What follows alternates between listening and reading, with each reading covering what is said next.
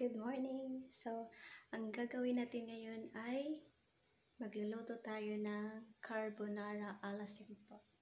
Okay, pasensyahan nyo na yung mukha ko guys kasi gigising ko lang po.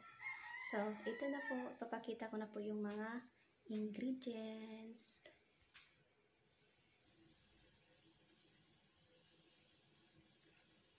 So, ito na po yung mga ingredients natin.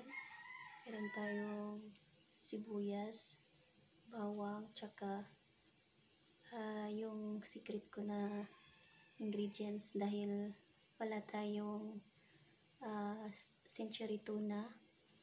Tapos, syempre, yung ating noodles. Bonus, SM bonus baka naman. Tapos, yung pinaka natin na ingredients is yung ready to mix na Del Monte carbonara style spaghetti sauce. Okay?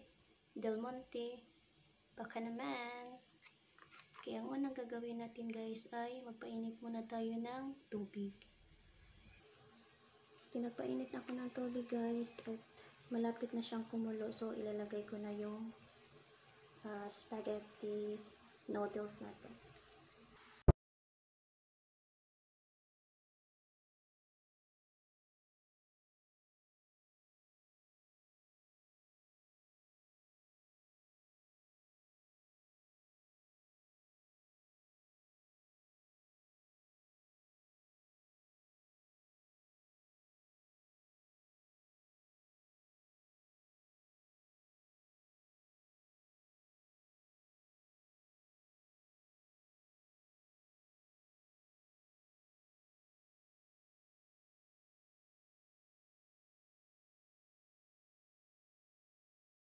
Dahil hindi ako yayamanin, so yung noodles ko ay ihahalo ko doon sa kawali.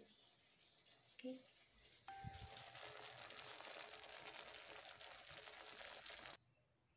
Tadaan! Luto na yung aking carbonara ala simple style. Okay, transfer na natin to sa lalagyan natin for plating.